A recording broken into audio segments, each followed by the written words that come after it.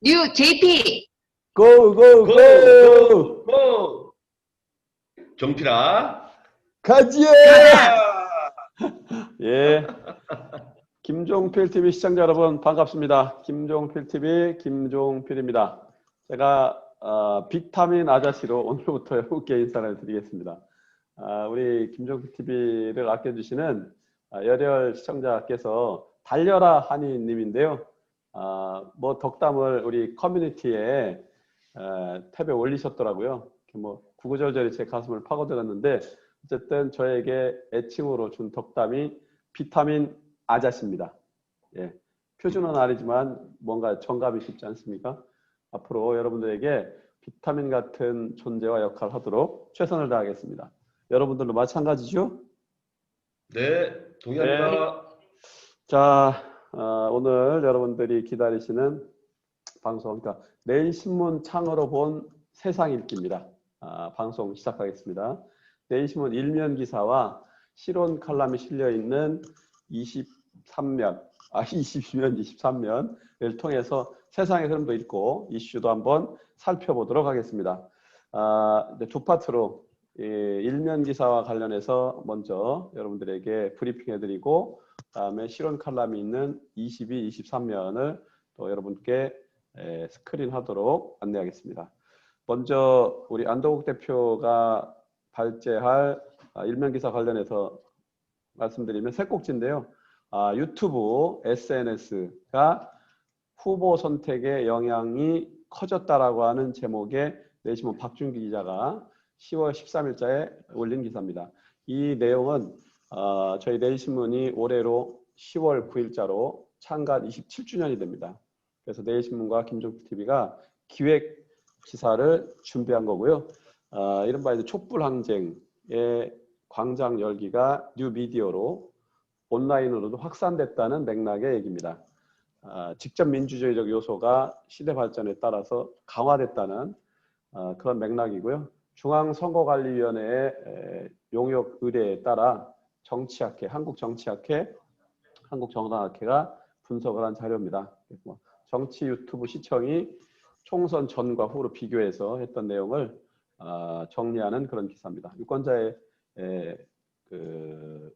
온라인 또 뉴미디어가 정치 활성화에 이제 기능을 했다는 맥락의 기사고요. 두 번째 꼭지는 범현주 기자가 10월 15일자 제목은 이렇습니다. 건강관리업 시가총액 시총 10년 전보다 36.8배가 상승했다는 제목의 기사인데요. 이거는 이제 전경련 전국경제인연합회가 100대 기업을 분석을 한 자료입니다. 그래서 IT 이쪽은 거의 3배 정도 성장을 했고 기존의 이제 어떤 전통 주력 산업의 비중이 낮아졌다는 건데 조선이나 기계 이쪽은 10년 전에 비해서 반토막 났다. 이런 내용을 정리한 기사입니다. 그 다음에 세 번째 꼭지는 코로나19 여파가 전 세계 우리나라 특히 경제에도 심대한 타격을 주고 있는데 그중에 심각한 문제가 일자리 문제입니다. 고용이 크게 충격을 받아서 지금 이 고용률이 급격히 떨어지는 급락 추세가 2023년은 돼야 회복이 된다. 실업률이 4%대 간다는 거고요. 그래서 올해 취업자가 16만 8천 명 정도가 감소할 걸로 예상한다는 맥락의 기사를 일명 기사를 우리 친절한 안동욱 대표가 여러분께 설명해 드리겠습니다. 시작합시다. 네, 시작하겠습니다. 예, 우주 최고의 언론사 내일신문과 함께하는 김종필 TV. 갈수록 낯이 뜨거워지고 있군요. 100여 명 늘었죠. 네. 예, 오늘 보니까 이제 그 광고 수익을 벌어들인 게 이제 소주 한 병이랑 고기김치 하나 정도. 우리 서포터들 훌륭합니다. 네, 100만 가도록 하겠고요. 네. 여러분들과 소통을 좀 더 잘 하기 위해서 제가 좀 새로운 시도를 하는데요. 예. 아무래도 이제 얼굴만 보는 것보다 예. 내일신문 이북이 굉장히 잘 돼 있어요. 예. 와.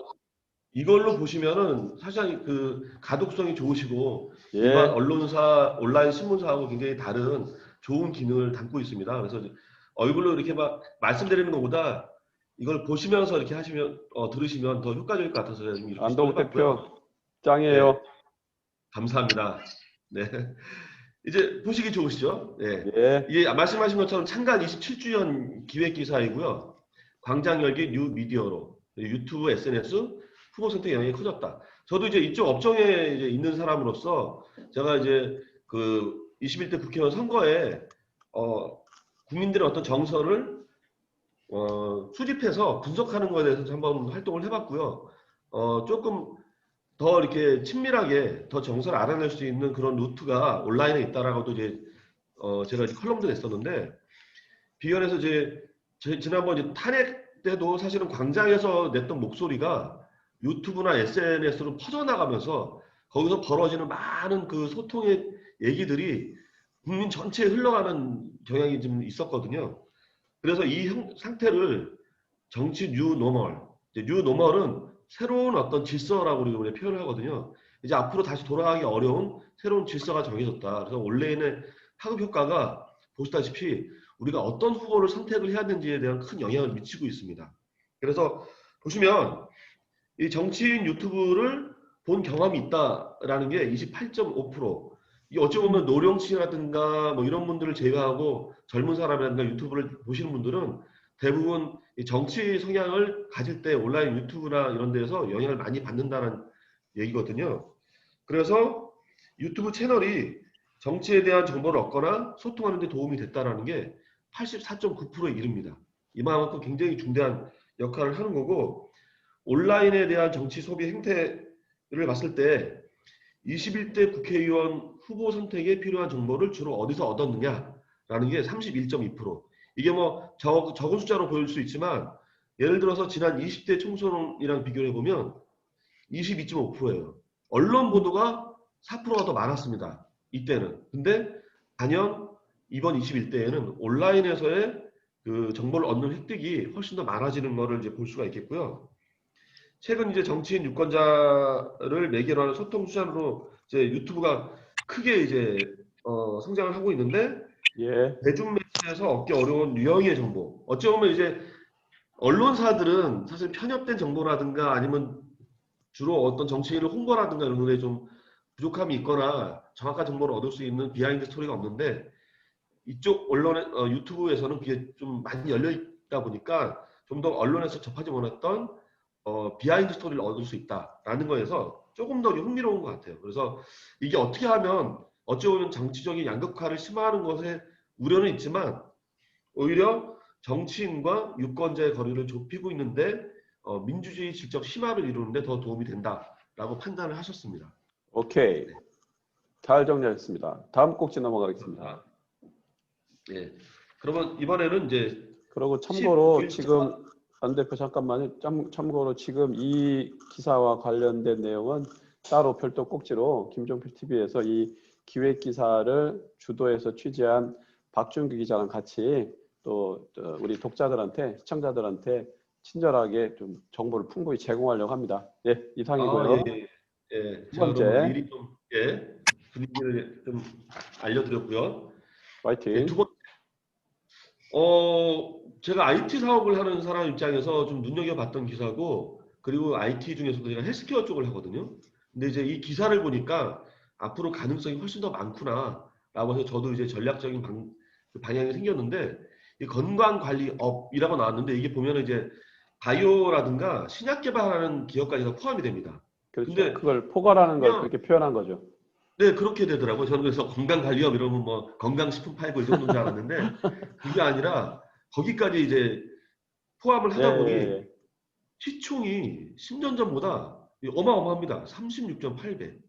그러니까 앞으로 대한민국의 사업의 방향성이 어떻게 가야겠다가 이제 보여지는 기사인데요. 일단 최근 10년 동안에 건강관리나 그 IT 기술 분야가 다른 우리 전통적인 분야 있잖아요. 조선, 기계 이런 주력 상품 비중에 비해서 급부상을 했습니다. 숫자를 보시면 건강관리 분야가 2010년에는 두 개였어. 그러니까 이게 코스피 상장 시가총액 100대 기업 중에서 두 개였는데 10년 만에 12개, 6배가 증가하죠. 그러니까 개수입니다. 개수. IT는 8개에서 15개. 이게 굉장히 많은 어떤 그런 그 숫자의 증가세고요. 시가총액으로 보면 아까 36.8배가 뭐였느냐? 이건 시가총액입니다. 그래서 117조였던 시가총액이 이제 현재가 이제 117조인데 예. 2010년에는 이게 3조 2천억이었거든요. 그렇죠. 그렇죠. 그런 얘기죠. 네네. 을 기했습니다.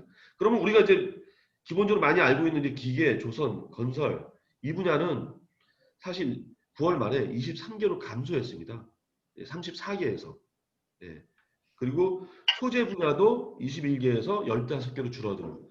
이게 우리나라 방향, 그 산업적인 방향성에 이 숫자적인 지표를 보시면 앞으로 여러분들이 어디에 투자를 해야겠고 우리 자식의 직업이 앞으로 어느 쪽으로 가겠다라는 게 이제 보이실 거고요.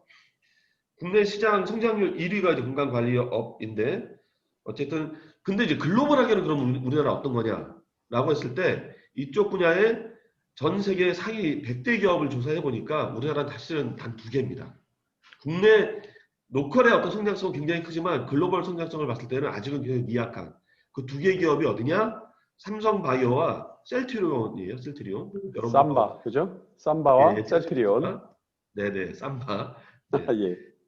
근데 미국이 단연 51개입니다. 굉장히 많고요. 예. 중국 우리가 뭐 여러 가지 뭐 조금 무시하는 성향이 있지만 이쪽 분야 앞에서도 15개로 그 뒤를 잇고요. 일본 최근에 경제가 어렵죠. 그럼에도 불구하고 이쪽 분야에서 100개 기업 중에 11개 순위를 기록합니다. 우리가 앞으로도 굉장히 더 많은 노력을 해야겠고 보시다시피 이러한 산업 변화에 맞춰서 산업 정책이 바뀌게 되어 있거든요.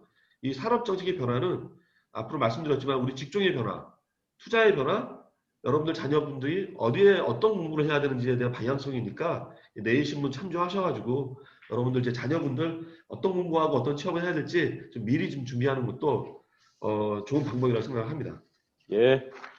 기업 CEO라 아주 명료하게 잘 설명해 주셨습니다. 자, 세 번째 꼭지 갑니다. 네, 19일 어제 신문인데요.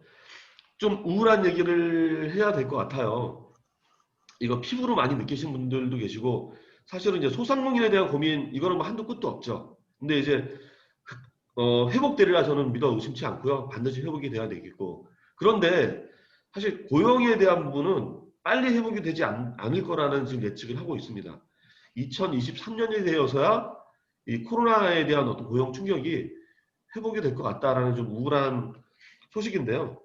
일자리 감소에 대해서 좀 많이 느끼실 거예요. 이게 2023년까지 이어지는데 사실은 1년 만에 일자리가 16만 8천 개가 줄어들었습니다. 예. 그래서 전반적인 고용 현안이 어려운데 의외로 고령층에 대한 고용률이 빠르게 상승을 해요. 이게 사실은 좋은 뉴스일 수도 있고 좀 암울한 뉴스일 수도 있습니다. 이 생산 가능 인구가 15세에서 64세의 어떤 고용률 회복 속도가 좀 지지부진하거든요. 사실은 생산성에 대한 어떤 그런 활동을 제일 많이 해야 되는 생산 가능 인구의 고용률이 줄어들고 고령층으로 상승한다라는 거는 조금 우리가 좀 돌이켜 봐야 될 뉴스이고요. 앞으로 예. 우리나라의 어떤 그 고령화에 대한 부분들에 대해서 고민해야 될 부분이라고 생각이 들고 그래서 노동인구의 고령화가 가파르게 진행된다. 이 부분은 고용률에 대한 증가폭보다도 더 심각한 얘기가 될 수 있습니다. 이제 가까운 일본에서도 지금 이런 여파가 좀 있죠. 그래서 코로나가 좀 발생시키는 영향을 보면 대부분 이 대면을 해야 될 서비스 업종 이런 데서 성장률이 굉장히 하락하고 있거든요. 그래서 코로나 이후에도 주요 대면 서비스 업종과 제조업 등에서 이제 온라인에 대한 소비 그리고 제조업이 자동화되거든요. 그러니까 전통적인 제조업보다 제조업에서의 자동화 쪽에서의 일자리가 빠르게 진화할 거다. 그래서 앞서 이제 IT 산업이라든가 건강 산업을 건드려 봤다 그러면 우리가 일자리가 어떻게 변할 건지에 대한 얘기가 여기서 동시에 나오죠. 보시면은 자동화하고 코로나 얘기 나오잖아요. 비대면 얘기 나오고 이런 쪽에서도 굉장한 수요가 많아질 것 같습니다. 그래서 지금 이제 정부 재정 지원 일자리랑 R&D 개발 사업이 예산이 엄청나게 확대되고 있거든요.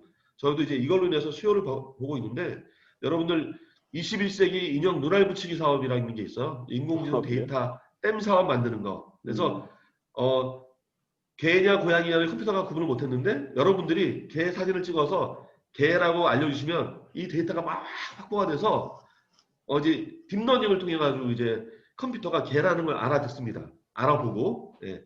여기에 이제 그걸 이제 라벨링이라고 하는데 여기서 말하는 지금 일자리 재정 지원이랑 R&D 쪽에서 발생하는 그 일자리가 대부분 지금 데이터 댐을 만들기 위한 그런 사업이에요. 그래서 굉장히 많은 어떤 그런 그 고용 창출 효과를 요즘에 내고 있거든요. 혹시 여러분들도 좀 내가 일을 하고 싶다라는 게 그 있으시면 크라우드웍스라는 어떤 그런 그 검색을 하셔서 그 크라우드 알바 자리 찾으시면 웍스요? 굉장히 고용 창출가 높습니다. 크라우드 웍스? 예, 예. 그래서 뭐 사투리 모으기, 또 이제 뭐 수산물에 대한 그림 모으기, 또 일반 생활용품 모으기, 또 행동, 동작 모으기 이런 것들로 이제 인공지능에 쓰여진 데이터 모으기거든요. 그러니까 일자리가 그런 쪽에서 많이 창출되고 있으니까 여러분들한테 기회가 전부 열려 있어요. 그걸 반드시 찾아서 한번 일자리를 찾기 바랍니다. 아주 그 부가 서비스까지 네, 친절한 정보. 예, 감사합니다. 훌륭합니다. 예. 자, 정보 서비스까지 포함하여 그 내신문 일면 기사 세 꼭지를 아주 입체적으로 잘 설명해 줬습니다. 수고하셨고요. 뉴 JP 고, 고, 고, 고! 고! 좀비라. 거지야! 예, 1부 이렇게 마치겠습니다.